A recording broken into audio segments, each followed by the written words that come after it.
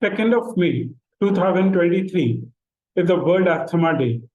World Asthma Day is observed every year on the first Tuesday of the month of May. World Asthma Day is observed as an initiative of GINA. GINA is the Global Initiative for Asthma, and the purpose of World Asthma Day is to raise awareness about asthma. Now, coming on to the burden of the disease globally, asthma affected around 262 million people worldwide in 2019, and around 455,000 people died of asthma in 2019. Most of the mortality due to asthma occurs in low and the lower middle income class countries. And one of the biggest challenge in these countries is the undertreatment and the underdiagnosis. In the United States, asthma affects around 25 million people, and it results in around 1.6 million emergency room visits, 180,000 hospitalizations, and around 3,500 deaths every year.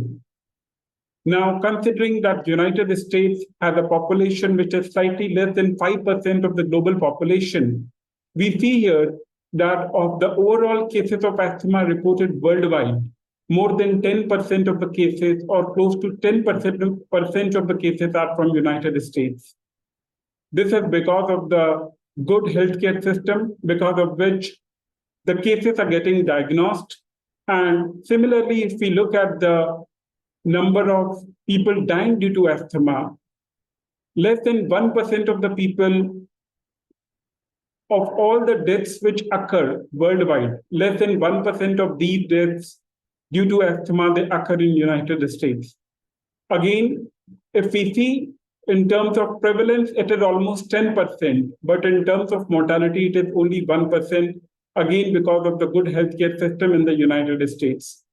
Now, in terms of the overall cost to the healthcare system, the societal cost of asthma, it is estimated to be $82 billion annually in the US. Now, as far as severe asthma is concerned, GINA, that is the Global Initiative for Asthma, has one definition. And according to this definition, severe asthma is the one which remains uncontrolled despite optimized treatment with high-dose intranasal corticosteroids and long-acting beta agonist, or where such high doses are required to prevent asthma from becoming uncontrolled. On the other hand, the European Respiratory Society and the American Thoracic Society, they have another definition which is slightly different. And according to this definition, apart from high-dose intranasal corticosteroids and long-acting beta agonist, patients may take leukotriene modifier or theophylline for the previous year, or they have taken systemic oral corticosteroids for greater than 50% of the previous year to prevent asthma from becoming uncontrolled, or asthma which has become uncontrolled despite taking these medicines, then asthma would be labeled as severe asthma. Now, as far as severe asthmatics are concerned, these constitute around 5 to 10% of all the asthmatics. And many of these severe asthmatics have type 2 asthma, which is characterized by type 2 inflammation, where there is a role of the helper T cells of the type 2 variety. And the various mediators which are involved, the various pathways which are involved, they are amenable to treatment with biologics. And that is why biologics have shown benefit in patients with severe type 2 asthma. This is also known as allergic asthma or eosinophilic asthma, and 6 biologics have already been approved for the treatment of this asthma. Now, one of the biggest challenge when we are talking about asthma care for all on World Asthma Day, one of the biggest challenges that the current net prices of all these biotherapeutics, which are approved for treatment of asthma, even going by the standards of the United States, they are very high to justify the incremental clinical benefit. And that is why there is need to identify biomarkers which are likely to identify the patients who are going to get maximum benefit from these biotherapeutics. And also, there is a need of instruments which can demonstrate improvement in the quality of life. Even though there is improvement in terms of the clinical endpoints, But in terms of quality of life, the improvement is only modest.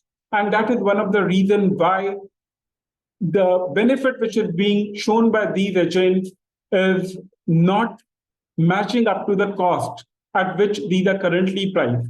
And there is also a need to ensure availability of and access to effective, quality assured biosimilars. There are so many biotherapeutics and they are so costly. The high cost have been recognized by various health technical assessment bodies across the globe.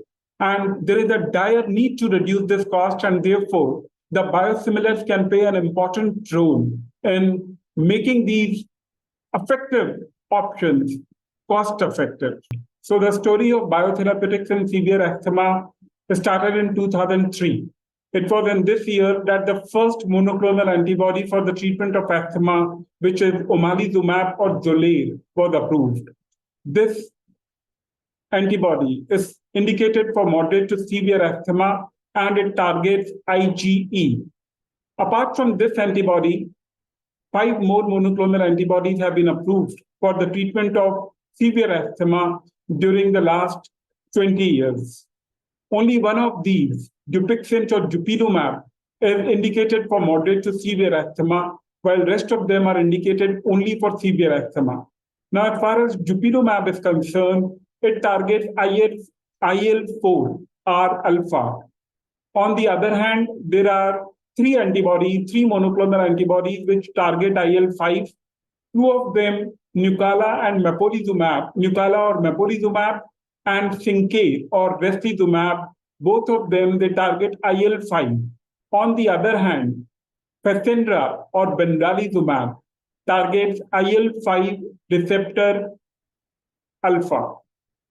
And the latest antibody which has been approved for the treatment of severe asthma is tezepelumab or Tezspire. Tezepelumab or Tezspire was approved in 2021-2022, and it targets thymic stromal lymphopoietin, which is an epithelial cytokine, which was originally described in thymus, but later on was also found in lungs, skin, and gut. Now, as far as the management of severe asthma is concerned, so basically the patients who need high dose of intranasal corticosteroids and the patients who need high dose of the long-acting beta agonist, they should be tested for the phenotype, whether it is type 2 asthma or type 1 asthma. And apart from that, they should also be tested for tiotropium and leukotriene modifier. A course of tiotropium or leukotriene modifier should be given. And in case if they do not respond, then patients need to be assessed for inflammatory biomarkers. Now, these would include the in vitro testing, the skin allergy testing, the IgE levels, the serum IgE levels, the eosinophil counts, and also FeNO. FeNO is the fractional exhale nitric oxide. Now, based on this, the monoclonal antibody which is best suited for this patient is decided. For example, those who have got higher IgE counts, they are likely to benefit from omalizumab. On the other hand, the IL-5 monoclonal antibodies, they are likely to benefit patients with eosinophilic phenotype who have high eosinophil counts. And then there is dupilumab or tezepelumab, which will benefit patients whether they have high eosinophil counts or not. In case if they do not have high eosinophil counts, if they have high FeNO level, which is the fractional exhaled nitric oxide, which is considered to be a signature of type 2 inflammation, then also these patients may benefit from these two monoclonal antibodies. Now, the question here is that which is the best monoclonal antibody? And there is no answer to this question. Basically, there is not sufficient data is not available at this point of time to say which antibody is superior to the other antibody. But definitely, if certain patients do not respond, if a patient does not respond to one monoclonal antibody, there is still a possibility that this patient may respond to another monoclonal antibody, and that switching of the monoclonal antibody should be tried. Now, if despite the switching of monoclonal antibody, the patient is not responding, then bronchial thermoplasty and low-dose oral corticosteroids is the treatment which has to be tried for patients who have such kind of severe asthma. Further details about some of these monoclonal antibodies. So the first thing here is that what is the specific age group for which the various monoclonal antibodies are approved. So if we can see here, omalizumab, mepolizumab, and dupilumab, these are all approved for patients greater than equal to 6 years of age. On the other hand, benralizumab and tezepelumab, these are approved for patients greater than equal to 12 years of age, and reslizumab, which is Syncade, is approved for patients greater than 18 years of age or greater than equal to 18 years of age. Now, the other thing here is that the route of administration. So as far as the route of administration is concerned, all of them are given subcutaneously except for reslizumab, and reslizumab is given intravenously. Now, as far as the dosing frequency is concerned, the dosing frequency ranges from once in 2 weeks to once in 4 weeks. The only exception here is Fasenra or benralizumab, which is given once in 8 weeks. Now, the benefit, as far as the benefit is concerned, so these have shown benefit in terms of exacerbation rate, the annualized asthma exacerbation rate that has been reduced by around 50 to 70%. And if we can see on this slide, we have the rate ratio and we have the 95% confidence interval for the rate ratio. So as we can see here, it ranges from around 0.29 to around 0.52. But that does not necessarily mean that one drug is superior to the other drug, because the definition of annual asthma exacerbation rate, the patient segment, the background therapy, the rescue therapy, all were different in these trials. And because of this heterogeneous nature of various studies, it is not possible to draw any conclusion regarding the comparative efficacy in these cases. Now, beyond asthma, we have that 3 of these biologics or 3 of these monoclonal antibodies, which is omalizumab, mepolizumab, and dupilumab. All these 3 are approved for additional indications beyond the indication of asthma. As far as the cost effectiveness of these monoclonal antibodies in the treatment of severe asthma is concerned, what we see here is that considering the 2 instruments which have been used in these clinical studies, the asthma quality of life and the asthma control, the benefit which is shown by these monoclonal antibodies can be best called as modest benefit. In many of the cases, the benefit is actually minimal benefit. And if we see the benefit is in the range of 0.22 to 0.42, while the minimally important difference is 0.5. Therefore, whatever benefit is there, in certain cases, it is not even statistically significant. But even if it is statistically significant, in other cases, it is not clinically significant, and it is below the minimally important difference. Now, when we look at the cost per quali or the incremental cost effectiveness ratio, the cost per quali is in the range of $325,000 to $430,000, which is very high, considering the willingness to pay of any healthcare system all over the world. In the United States, generally, the willingness to pay is in the range of $50,000 to maximum $200,000 per quali. And in many of the European countries, it is around $50,000 or 50,000 euros per quali. And the same thing for Canada also. And whatever estimate which we are seeing here from $325,000 to $430,000, this is considering the cost in the United States.